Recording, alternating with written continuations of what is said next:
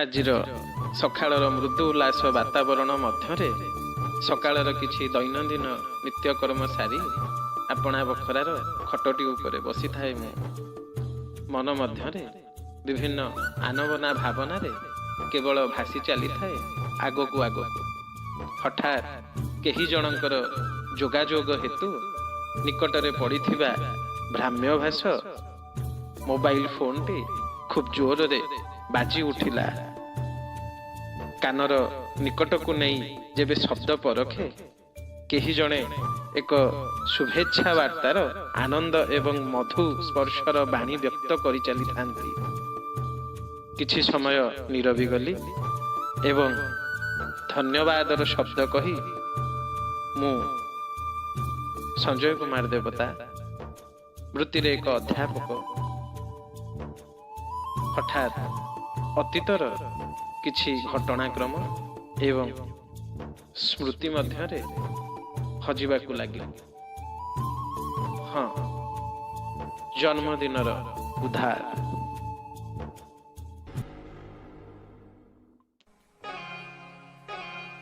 ହଁ, ବାଲ୍ୟାବସ୍ଥାର ଚପଳ ପାଠପଢ଼ାର ଆବଦ୍ଧିତ ନିୟମ ମଧ୍ୟରେ ସେଦିନ ମୁଁ ବସିଥାଏ ମୋ ବିଦ୍ୟାଳୟର ଶ୍ରେଣୀ କୋଠରୀ ମଧ୍ୟରେ। ସବୁଦିନ ଭଳି ପ୍ରାର୍ଥନା ସରି ଶ୍ରେଣୀ ଶିକ୍ଷାଦାନର ବିଭିନ୍ନ କାଳାଂଶକୁ ଅପେକ୍ଷା କରି ବସିଥାଏ। ପ୍ରଥମ କାଳାଂଶଟି ଥାଏ ଗଣିତ ବିଷୟବସ୍ତୁର, ଯାହା ଶ୍ରେଣୀ ଆଚାର୍ଯ୍ୟଙ୍କ ନିଜ ଅଧୀନସ୍ଥ। ଆଉ ଆମେ ସବୁ ଛାତ୍ରଛାତ୍ରୀ ତାଙ୍କର ଆସିବା ବାଟକୁ ଚାହିଁ ବସିଥାଉ। ଗୁରୁଜୀ ଆସିଲେ, କିନ୍ତୁ ସେଦିନ ପାଠପଢ଼ାର ବିଷୟବସ୍ତୁ ଆଲୋଚନା ପୂର୍ବରୁ ଏକ ସୁନ୍ଦର ହସ ହସ ମୁହଁ ଧରି ଆନନ୍ଦ ଖେଳିଗଲା ଭଳି ଏକ ଉଦ୍ଭାଷଣଟିଏ ଦେଲେ, ଯାହା ଥିଲା ଆମ ସହପାଠୀ, ଆମ ସାଙ୍ଗରେ ପଢ଼ୁଥିବା ଆମ ସାଙ୍ଗ ଚିନ୍ମୟର ଜନ୍ମଦିନ। ଶୁଣି ସଭିଏଁ ଖୁବ୍ ଜୋରରେ ତାଳି ମାରିଲୁ। କିଏ କେତେ ଶୁଭେଚ୍ଛା ବାର୍ତ୍ତା ଜଣାଇବା ଆରମ୍ଭ କରିଦେଲେ ଏବଂ ଚିନ୍ମୟ ଗୁରୁଜୀଙ୍କ ଅନୁମତି କ୍ରମେ ଆଣିଥିବା ଚକୋଲେଟ ସମସ୍ତଙ୍କୁ ବାଣ୍ଟିବାକୁ ଲାଗିଲା। ମୁଁ ବସିଥାଏ ଶ୍ରେଣୀର ଦ୍ୱିତୀୟ ଧାଡ଼ିରେ। ମୋ ହାତକୁ ବଢ଼ାଇ ଦେଲା ସେ ଦୁଇଟି ଚକୋଲେଟ, ଆଉ ମୁଁ ଚକୋଲେଟ ନେଇ ତାର ହସ ହସ ମୁହଁକୁ ଚାହିଁ ଟିକିଏ ମନ ଖୋଲି ହସି ଦେଇ ଚିନ୍ମୟକୁ ମୋ ଅନ୍ତରର ଶୁଭେଚ୍ଛା ଜଣାଇଲି। ସେ ଶେଷ ପର୍ଯ୍ୟନ୍ତ ଚକୋଲେଟ ବାଣ୍ଟି ଚାଲିଥାଏ। ମୁଁ ତାକୁ ସେମିତି ପଛକୁ ବୁଲି ଦେଖୁଥାଏ। ସମସ୍ତଙ୍କ ମଧ୍ୟରେ ସତେ ଯେମିତି ଆଜି ଚିନ୍ମୟ କିଛି ନିଆରା, ଆଉ ଯେମିତି ଆଜି ଶ୍ରେଣୀର ସମସ୍ତଙ୍କର ଗୁରୁତ୍ୱରେ ବହୁ ଊର୍ଦ୍ଧ୍ୱରେ ସେ। ଆଉ ମନେ ହେଉଥିଲା ଆଜି ସୂର୍ଯ୍ୟ ଚନ୍ଦ୍ର ମଧ୍ୟ ଚିନ୍ମୟର ଉଦ୍ଦେଶ୍ୟରେ ଯେମିତି ଆକାଶରେ ଚଳପ୍ରଚଳ। ଭାରି ଖୁସି ଲାଗୁଥିଲା। ଚିନ୍ମୟର ହସ ସତେ ଯେମିତି ଆଜି ତା ମୁହଁରେ ଏକ ସ୍ଥାୟୀ ଜାଗାଟିଏ କିଣିଲା ପରି ମନେ ହେଉଥାଏ। କେହି ନା କେହି ଆସି ତାକୁ ବିଭିନ୍ନ ଉପାୟରେ ଏବଂ ଶୁଭେଚ୍ଛାର ଖାଲି ଦେଇ ଯାଉଥାନ୍ତି ବିଭିନ୍ନ ପ୍ରକାରର ଭେଟି। ଗୋଟିଏ ପରେ ଗୋଟିଏ କାଳାଂଶ କାଟି ଖେଳ ଛୁଟିର ସମୟ ହେଲା। ମୁଁ ସେମିତି ଚିନ୍ମୟକୁ ଖାଲି ଦେଖୁଥାଏ। ସାଙ୍ଗ ଭିଡ଼ ଟିକେ କମିଲା ପରେ ତା ନିକଟକୁ ଯାଇ ଯେତେବେଳେ ଚିନ୍ମୟକୁ ଚାହିଁ ମୁଁ ଟିକେ ହସିଦିଏ, ସେ ମୋତେ ତା ଘରକୁ ରାତ୍ର ଭୋଜନର ହୋଇଥିବା ଆୟୋଜନରେ ନିମନ୍ତ୍ରଣ କଲା। ଶୁଣି ଆହୁରି ଖୁସି ଲାଗିଲା। ସେଦିନ ସନ୍ଧ୍ୟା ଚିନ୍ମୟର ଘରକୁ ଯାଇ କେତେ କ'ଣ ମଜା କଲୁ, ଆଉ କେତେ କ'ଣ ଖାଇବା ପାଇଁ ଘରେ ତାଙ୍କର କରିଥାନ୍ତି ବିରାଟ ଆୟୋଜନ, ତାହା ବିଶ୍ୱାସ ବି ହେଉନଥାଏ। ସର୍ବୋପରି ବିଭିନ୍ନ ସାଜସଜ୍ଜା ଏବଂ ସୁନ୍ଦର କେକ୍, ଆଉ ତା ମଧ୍ୟରେ ଚିନ୍ମୟ ପିନ୍ଧିଥିବା ଦାମିକିଆ ସୁନ୍ଦର ପୋଷାକଟି ସେହି ସବୁକୁ ଆହୁରି ବହୁଗୁଣିତ କରି ତୋଳି ଧରିଥାଏ। ଖିଆପିଆ ସାରି ଚିନ୍ମୟର ଘରୁ ମୁଁ ଫେରିଲି, ଆଉ ରାତ୍ରି ହେତୁ ଶୋଇବାକୁ ଗଲି। ହେଲେ ସେଦିନ କାହିଁକି ଜାଣି ଚାଉଁକା ନିଦଟିଏ ପଡ଼ିଲା, କିନ୍ତୁ ସ୍ୱପ୍ନରେ ଦେଖି ଚାଲିଥାଏ ଚିନ୍ମୟ ଜନ୍ମଦିନର ସମସ୍ତ ଦୃଶ୍ୟପଟ। ସକାଳ ହେଲା, ଉଠି ପଡ଼ି ବୋଉ ପାଖକୁ ଗଲି। ବୋଉ ମୋତେ ବିଦ୍ୟାଳୟକୁ ପଠାଇବା ପାଇଁ ବିଭିନ୍ନ କାର୍ଯ୍ୟରେ ବ୍ୟସ୍ତ ଥାଏ। କାମ ବ୍ୟସ୍ତ ଭିତରେ ମୁଁ ବୋଉର ପଛରେ ପଛରେ ବୁଲୁଥାଏ। ବୋଉ ମୋର ଏଭଳି ଆଚରଣ ଦେଖି ପଚାରିଲା, କ'ଣ ହେଲା କିରେ ସୁନା, କ'ଣ କହିବୁ? ମୁଁ ଖାଲି ବୋଉକୁ ଏତିକି ପଚାରିଲି, ବୋଉ ମୋର ଜନ୍ମଦିନ କ'ଣ ନାହିଁ? ବୋଉ ମୋ ମୁହଁକୁ ଚାହିଁଲା ଆଉ କହିଲା, ଖୁଣ୍ଡାଟା, ବିନା ଜନ୍ମଦିନରେ କେହି କ'ଣ ଦୁନିଆକୁ ଆସେ? ହଁ, ତୋର ବି ଜନ୍ମଦିନ ଅଛି। ମୁଁ ଟିକିଏ ଆଶ୍ଚର୍ଯ୍ୟ ହୋଇଗଲି ଆଉ ପୁଣି ପଚାରିଲି, ବୋଉ ମୋର ଜନ୍ମଦିନ କେଉଁ ଦିନ କି? ବୋଉ କ'ଣ ଗଣନା କଲା କେଜାଣି ମୋତେ କହିଲା, ଆଉ 4 ଦିନ ପରେ। ବାସ୍, ଶୁଣିଦେଇ ମୁହଁରେ ଆପେ ଆପେ ହସ ଟିକିଏ ଆସିଗଲା ଏବଂ ବୋଉକୁ ଟିକିଏ ନୁଆଇ ତାର ଗାଲରେ ଗେଲଟିଏ କରିଦେଇ ଦୌଡ଼ି ପଳାଇଲି ଖାତା ବହି ବ୍ୟାଗରେ ସଜାଇ ବିଦ୍ୟାଳୟ ଯିବା ପାଇଁ। ବିଦ୍ୟାଳୟରେ ପହଞ୍ଚି ସେଦିନ ମୁଁ ଅନ୍ତରରୁ ବହୁତ ଖୁସିରେ ଖାଲି ମୁରୁକି ମୁରୁକି ହସୁଥାଏ ଆଉ ମନରେ ଭାବି ବସୁଥାଏ, କେହି ଜଣେ ମୋତେ ପଚାରନ୍ତେନି, ମୁଁ ବଡ଼ ପାଟିରେ ମୋ ଜନ୍ମଦିନ କଥା ସମସ୍ତଙ୍କୁ କୁହନ୍ତି ଆଉ ମୋତେ ବି ସମସ୍ତେ ସେତିକି ଗୁରୁତ୍ୱ ଦେଇ କେତେ କେତେ ଶୁଭେଚ୍ଛା ବାର୍ତ୍ତା ଜଣାନ୍ତେ। ଏମିତି କେତେ କ'ଣ ଭାବି ଭାବି ମନେ ମନେ ବହୁତ ଖୁସି ହୋଇଯାଇ ସ୍ୱପ୍ନ ରାଜ୍ୟରେ ବୁଲିବାକୁ ଲାଗିଥାଏ। ଏତିକି ବେଳେ ଶ୍ରେଣୀ ଶିକ୍ଷକ ମୋତେ ପ୍ରଶ୍ନଟିଏ ପଚାରିଲେ, ହେଲେ ଉତ୍ତର ଦେବା ପରିବର୍ତ୍ତେ ମୁଁ ସେମିତି ତାଙ୍କ ମୁହଁକୁ ଚାହିଁଲି ଆଉ ହସିଦେଲି। ଉତ୍ତର ଦେଇ ନ ପାରିବାର ଅନୁତାପ ଏବଂ ଉପଯୁକ୍ତ ଭାବଭଙ୍ଗୀକୁ ମୋ ନିକଟରେ ପରିଲକ୍ଷିତ ନ କରିପାରି ଗୁରୁଜୀ ମୋତେ କାନ ଧରାଇ ଶ୍ରେଣୀ ଗୃହରୁ ବାହାରକୁ ପଠାଇଦେଲେ। ହେଲେ ତଥାପି ମୁଁ ମୋ ମିଠା ସ୍ୱପ୍ନରେ ଘୁରି ବୁଲୁଥାଏ। କାଳାଂଶ ସରିଲା। ପରିଶେଷରେ ଗୁରୁଜୀ ମୋତେ ପଚାରିଲେ ସେହି କଥା, ଯେଉଁ କଥା ଚାହୁଁଥିଲି ମୋତେ କିଏ ପଚାରନ୍ତୁ ବୋଲି। ହଁ, ଡେରିରେ ହଉ ପଛେ ମୋ ହସର କାରଣ ଜାଣିବାକୁ ଯାଇ କାରଣ ପଚାରି ବସିଲେ ଗୁରୁଜୀ ଆଉ ପୁଣି ଥରେ ହସ ହସ ମୁହଁରେ ମୁଁ କହିଦେଲି, ଆଉ 4 ଦିନ ପରର କଥା, ମୋ ଜନ୍ମଦିନର କଥା। ହେଲେ ସମସ୍ତେ ଏବଂ ମୋର ସହପାଠୀମାନେ ଏହା ଶୁଣି ଖୁବ୍ ଜୋରରେ ହସିବାକୁ ଲାଗିଲେ ଆଉ ଗୁରୁଜୀ ସମସ୍ତଙ୍କୁ ଚୁପ୍ କରାଇ ମୋତେ କହିବାକୁ ଲାଗିଲେ, ଜନ୍ମଦିନ ଯେଉଁଦିନ ସେଇଦିନ ଖୁସି ହେବା ପାଇଁ, 4 ଦିନ ଆଗରୁ ନୁହେଁ। ଗୁରୁଜୀଙ୍କ ସବୁ କଥା ଶୁଣିଲି, ହେଲେ ମୁଁ କ'ଣ ବା କରିପାରିଥାନ୍ତି? ମୋତେ ତ ମୋ ଜନ୍ମଦିନ ଆସୁଛି ଭାବିଲା ବେଳକୁ ଆପେ ଆପେ ଖୁସି ଲାଗିଯାଉଥାଏ। ମନେ ମନେ ଚିନ୍ତା କଲି, ମୋ ଅନୁଭବକୁ ଗୁରୁଜୀ କିଛି ବୁଝିପାରିବେନି। ଜନ୍ମଦିନକୁ ନେଇ କ'ଣ ଚାଲିଥାଏ ମୋ ମନରେ କ୍ରିୟା ଏବଂ ପ୍ରତିକ୍ରିୟା। ଆଉ ସେଦିନ ଖେଳ ଛୁଟିରେ ଚୂଡ଼ାନ୍ତ କରି ବସୁଥାଏ କାହାକୁ ଚକୋଲେଟ୍ କେତେଟା ଏବଂ ଘରକୁ କେଉଁ କେଉଁ ସାଙ୍ଗମାନଙ୍କୁ ଡାକିବି। ଖୁସିରେ ଖୁସିରେ ଏମିତି ସେଦିନ କାଟି ରାତି ହୋଇଗଲା।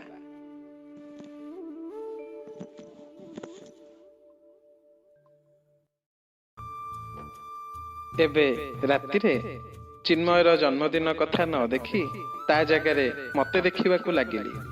ଆଃ, କି ମଜା, କି ଆନନ୍ଦ! ଜନ୍ମଦିନକୁ ଆଉ 3 ଦିନ ଥାଏ।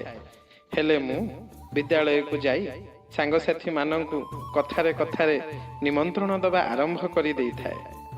ସେଦିନ ଘରକୁ ଫେରିଲି ଏବଂ ଏବେ ଦିନରେ ବି ଜନ୍ମଦିନକୁ ନେଇ ନାନା ମିଠା କଳ୍ପନା ମନେ ଘୁରି ବୁଲୁଥାଏ। ସନ୍ଧ୍ୟା ହେଲା।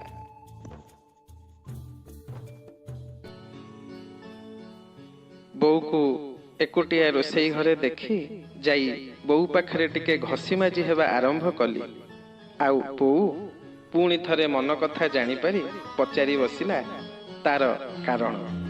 ମୁଁ କି ଆଉ ଡେରି କରେ, ସଙ୍ଗେ ସଙ୍ଗେ ପଚାରିଲି, ବୋଉ ମୋ ଜନ୍ମଦିନରେ କ'ଣ କରିବୁ କହିଲୁ? ବୋଉ ହସି ହସି ଉତ୍ତର ଦେଲା, ବାପାରେ, ପ୍ରତିବର୍ଷ ଯେମିତି ହୁଏ ସେମିତି ଘରେ ଷଠି ପୂଜା ହେବ, ମନ୍ଦିର ଯିବା ଆଉ ତୋର ମଙ୍ଗଳ ମନାସି ଭଗବାନଙ୍କ ପାଖରେ ନଡ଼ିଆଟିଏ ବାଡ଼େଇବା। ମୁଁ ଉତ୍କଣ୍ଠାର ସହ ବୋଉ କଥା ଶୁଣୁଥାଏ ଆଉ ଆଶା ଥାଏ ବୋଉ ଆଗକୁ ଆଗକୁ ଆଉ କ'ଣ କ'ଣ ସବୁ କହୁଛି। ହେଲେ ବୋଉ କଥା ଖୁବ୍ ସଂକ୍ଷିପ୍ତ ଥିଲା। ମୁଁ ପ୍ରଶ୍ନ ମଧ୍ୟ କଲି, ବୋଉ ଆଉ ତାପରେ? ହେଲେ ବୋଉ କହିଲା, ତୁ ସମସ୍ତଙ୍କୁ ନମସ୍କାର ହୋଇ ଆଶୀର୍ବାଦ ନେବୁ। ମୁଁ ପୁଣି ପଚାରିଲି, ତାପରେ? ବୋଉ କହିଲା, ତାପରେ ହଁ, ମୁଁ ମୋ ସୁନାର ଦୀର୍ଘାୟୁ କାମନାରେ ଆମ ଠାକୁର ଘରେ ଅଖଣ୍ଡ ଦୀପଟିଏ ଜାଳିବି। ଶୁଣି ସବୁ କଥା ବୋଉର ମୁଁ ଭାବୁଥିବା ଜନ୍ମଦିନର ତିଳେ ହିଁ ଆଭାସ ପାଇଲି ନାହିଁ। ଆଉ ମନ ଟିକେ ଉଣା କରି ଆପଣାର ପଢ଼ା ବହିଟିଏ ଧରି ପାଠ ପଢ଼ିବା ପାଇଁ ବସିଲି ସତ, କିନ୍ତୁ ମନ କି ପଢ଼ାରେ ଲାଗୁଥାଏ। ଆଖି ଆଗରେ ମୋର ସ୍ୱପ୍ନରେ ଚିନ୍ତା କରିଥିବା ଜନ୍ମଦିନର ସବୁ ଆନନ୍ଦ ଭରା ହସ ଖୁସିର ସୁନ୍ଦର ଦୃଶ୍ୟ ଗୋଟି ଗୋଟି ହୋଇ ଭାଙ୍ଗି ଝଡ଼ି ପଡ଼ୁଥାଏ। ମୋ ଅଜାଣତରେ ବହି ଉପରେ ଆଖିରୁ 2 ବୁନ୍ଦା ଲୁହ ପଡ଼ିଗଲା। ଆଉ ଠିକ୍ ସେହି ସମୟରେ ବୋଉ ମୋ ନିକଟକୁ କିଛି ଭାଜିଥିବା ବାଦାମ ଭଜା ଦବା ଉଦ୍ଦେଶ୍ୟରେ ଆସିଥାଏ। ଆଉ ମୋର ତଳମୁହାଁ ମୁହଁକୁ ହାତରେ ଉଠାଇ ଆଶ୍ଚର୍ଯ୍ୟ ହୋଇ ଚାହିଁ ପଚାରିଲା, ବାପାରେ ତୋର କ'ଣ ହେଲା? ଏକା ବସି କାନ୍ଦୁଛୁ କାହିଁକି? ମୁଁ ବୋଉକୁ ଚାହିଁ ଆଗେ କୁଣ୍ଢାଇ ପକାଇ ସବୁ ମନ କଥା କହିବାକୁ ଲାଗିଲି। ସବୁ ଶୁଣି ବୋଉ ତା ଆଖିରେ ଆଖିଏ ଲୁହ ଧରି ମୋ ମୁହଁକୁ ଚାହିଁ ଖାଲି ଏତିକି କହିଲା, କାନ୍ଦେନା ମୋ ସୁନାଟା ପରା, ଦେହ ଖରାପ ହେବ। ସେଗୁଡ଼ାକ ଛାଡ଼, ଜନ୍ମଦିନ ତ ଆହୁରି 3 ଦିନ ଅଛି। ସେଦିନ ରାତି ଆଉ କିଛି ନୂଆ ସ୍ୱପ୍ନ ଦେଖିପାରିଲି ନାହିଁ। କାରଣ ନିଦ ଅଜାଣତରେ ବି ମନରେ ଭୟ ଥାଏ ମୋ ସୁନ୍ଦର ସ୍ୱପ୍ନ ଭାଙ୍ଗିଯିବାର। ସକାଳ ହେଲା, ବିଦ୍ୟାଳୟକୁ ଗଲି। ସାଙ୍ଗମାନଙ୍କ ମଧ୍ୟରୁ କେହି କେହି ମୋର ବିଷଣ୍ଣ ବଦନ ଦେଖି ପଚାରିବାକୁ ଲାଗିଥାନ୍ତି ତାର କାରଣ। ଆଉ କେହି କେହି ମନେ ପକାଇ କହୁଥାନ୍ତି ଜନ୍ମଦିନକୁ ଆଉ 2 ଦିନ ରହିଲା, କ'ଣ ସବୁ ମଜା ସାଙ୍ଗସାଥିରେ ସେଦିନ କରାଯିବାର ହୋଇଥିବା ପୂର୍ବ ପ୍ରସ୍ତୁତି ବିଷୟରେ। ଆଉ କେହି କେହି ରାତ୍ର ଭୋଜି ଭାତର କଥା କହିବାକୁ ଲାଗିଥାନ୍ତି। କାହିଁକି ଜାଣି ସମସ୍ତଙ୍କ ଠାରୁ ଦୂରକୁ ଦୌଡ଼ି ପଳାଇବାକୁ ଇଚ୍ଛା ହେଲା। ଆଉ ବହୁ ଦୂରକୁ ଏକ ଏକୁଟିଆ ସ୍ଥାନକୁ ଯାଇ ନୀରବରେ ବସିପଡ଼ି ଖାଲି କାନ୍ଦି ଚାଲିଲି। ସେପଟେ ଶ୍ରେଣୀଗୃହର ସମୟ ହୋଇଯାଉଥାଏ। ଲୁହ ପୋଛି କାହାକୁ କିଛି ନ କହି ଆସି ଶ୍ରେଣୀଗୃହର ପାଠପଢ଼ାରେ ଉପସ୍ଥିତ ହେଲି। ବାସ୍ ଚୁପଚାପରେ ସେଦିନ କାଟି ସନ୍ଧ୍ୟା ହେଲା। ଘରକୁ ଆସି ମୁଁ ସେମିତି ଚୁପଚାପ ବସିଥାଏ। ହଠାତ୍ ବାପା ଆସି ମୁଁ ହାତରେ ଖୋଲା କରି ଧରିଥିବା ବହିଟିଏ ନେଇ ମୋତେ ତାଙ୍କୁ ଚାହିଁବାକୁ କହିଲେ। ମୁଁ ମୁହଁ ଉଠାଇ ଚାହିଁଲି।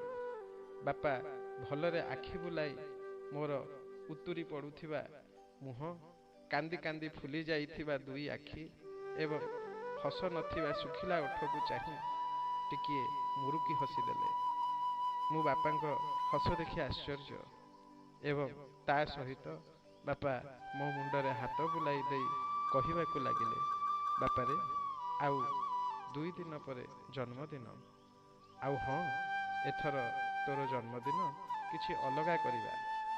ଏଇ ଯେମିତି ଚକୋଲେଟ୍, କେକ୍, ବେଲୁନ ଇତ୍ୟାଦି ଇତ୍ୟାଦି ଅନେକ କିଛି।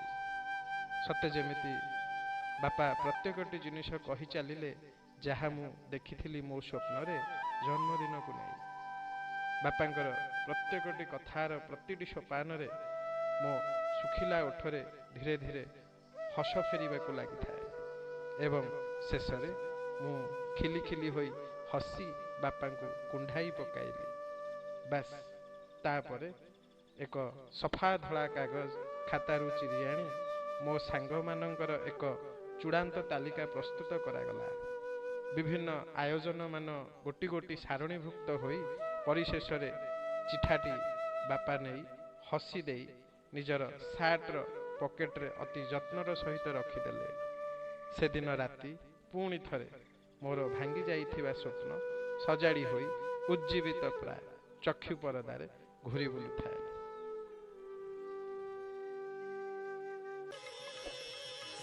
ଆଉ ପରିଶେଷରେ ସେଦିନ ଆସିଲା ଅଗଷ୍ଟ 8 ତାରିଖ। ହଁ, ମୋର ଜନ୍ମଦିନର ଆନନ୍ଦର ସକାଳ।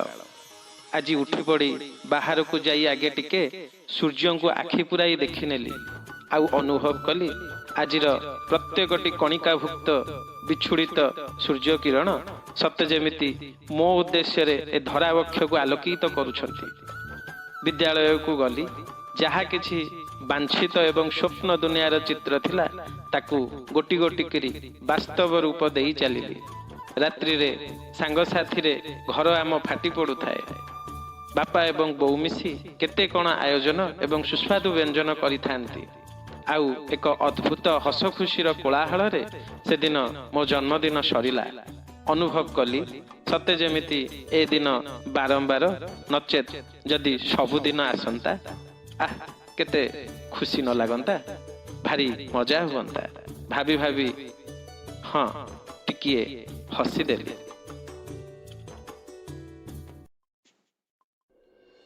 हठात किछि दिन परे हाँ हठात से दिन बापांकर मुहरु मो पई डाकटिए शुणी धाईगली बापांक निकटकू।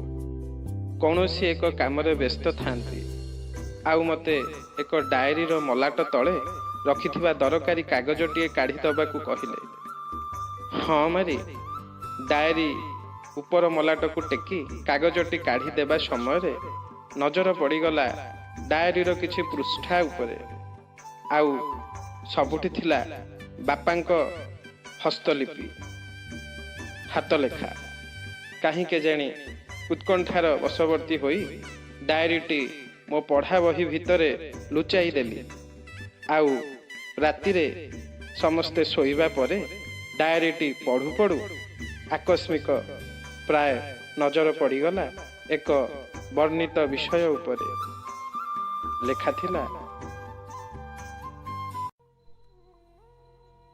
आउ 2 दिन परे मो पुअर जन्मदिन। हाँ हुंडाटा आज ता माँ बादाम नहीं जाइथिला जे कौन सबू जन्मदिन को नहीं स्वप्न देखी के जानी बसी कांदुथिला।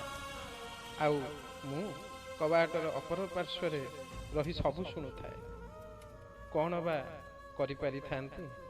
इच्छा तो थिला ता माँ परी मु टिके कबाटर अपर पार्श्व को डेई ताकू छाती रे लगाई काहू केते जिनिष बुझाइबाकू। हेले मो अभाव मते बाट छाड़िले तो आउ कहिबी पुणी तो कौन। हाँ जहा आय 5 प्राणी कुटुंब प्रतिपोषण को नियंट। आउ एथिरे पिलाटा किछि इच्छा करी बसिछि। पूरण न हेले तार कौन मनटा भांगी जीव।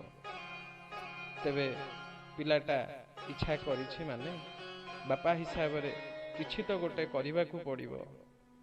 आउ सेथिपाई ऑफिस रो बड़ बाबू को कही 500 टंका उधार को आनी भाबुछि पुअर सबु इच्छा एवं स्वप्न को पूरण करिबे। आउ हाँ उधार सुझिबा को दिन को आउ 2 घंटा अधिक काम करी सबु परिशोध करिदेबी। एमिति आगकू आगकू आहुरी केते कौन। मो आखि चलीथिला बापांकर हाथ लेखा प्रतिटी शब्द एवं धाड़ीटी मान उपरे। हेले आखिर अंतराल रे घनीभूत लुह पारिधि आपे आपे सबु सीमा बाड़ डेई खाली वर्षिबाकू लागिला। आउ से डायरी रो बापांक हाथ लेखा सही पृष्ठारे विभिन्न भाग रे पड़ी बहिबाकू लागिला। खाली इच्छा एतिकी ए लुहरे बास ए सबु लेखा भिजिला भली मो बापांकर से सबु कष्टर मुहूर्त लिभि जाई पारंतानी। भारी शांति एवं हालुका लागंता। आउ कि से डायरी आगकू पढ़ी मु बंची पारि थांती। छाती प्राय कोहरे फाटी पड़िला। डायरीटी को बास बंद करी सकाळ हेबा पर्यंत अपेक्षा करिवार निष्पत्ति नेली।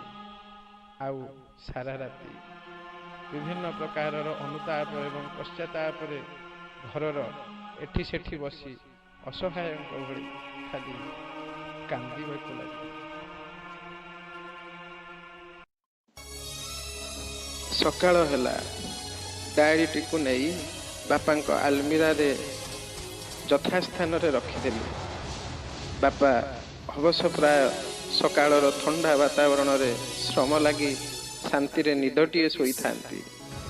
କିଛି ନ କହି ପାଦ ପାଖରେ ବସି ଦୁଇ ପାଦକୁ ନୀରବରେ କିଛି ସମୟ ଦେଖି ସେ ପାଦରେ ହାତ ଟିକିଏ ବୁଲାଇ ଆଣିଲି। ପାଦ ତଳକୁ 2ରୁ 3 ଥର ଭଲ ଭାବରେ ହାତ ପାପୁଲିରେ ଛୁଇଁ ବାପାଙ୍କର ନିତିଦିନ କରୁଥିବା କଷ୍ଟ ସହ ଅଧିକ 2 ଘଣ୍ଟାର ସେହି ପରିଶ୍ରମର ସମସ୍ତ କଷ୍ଟକୁ ଅନୁଭବ କରିବାକୁ ଲାଗିଲି। ଆଉ ଆଖିରୁ ବହି ଚାଲୁଥିବା ଅବିରତ ଧାର ଧାର ଲୁହ ବାରିଧିରେ ବାପାଙ୍କର ପାଦକୁ ମୋର ପ୍ରାୟଶ୍ଚିତ ପ୍ରାୟ ବାରମ୍ବାର ଧୋଇ ସଫା କରି ଚାଲିଲି, ଏଇ ଆଶାରେ କି ସେ ସବୁ କଷ୍ଟ ମୋ ବାପାଙ୍କ ନିକଟରୁ ଉଭେଇ ଯାଉ। ହଁ, ଅଗଷ୍ଟ 8 ମୋ ଜନ୍ମଦିନ। ସେହିଦିନ ଠାରୁ ହୁଏତ ଭଗବାନଙ୍କର ଶ୍ରେୟ ଏବଂ ଅଧୀନରୁ ଚିରମୁକ୍ତ ହୋଇ ମୋ ବାପାଙ୍କର କେବଳ ମୁଁ ହୋଇସାରିଥିଲି। ଆଉ ମୁଁ ମୋ ଜୀବନକୁ ସେବେଠୁ କରିଚାଲିଥିଲି ବାପାଙ୍କ ନିକଟରୁ ଏକ ଉଦ୍ଧାର। ନା କେବେ ଶୁଝିପାରିବି, ନା କେବେ ମୁଁ ଏ ଉଦ୍ଧାର ମୁକ୍ତ ହେବାକୁ ଚାହେଁ। ହଁ, ଜନ୍ମଦିନର ଉଦ୍ଧାର।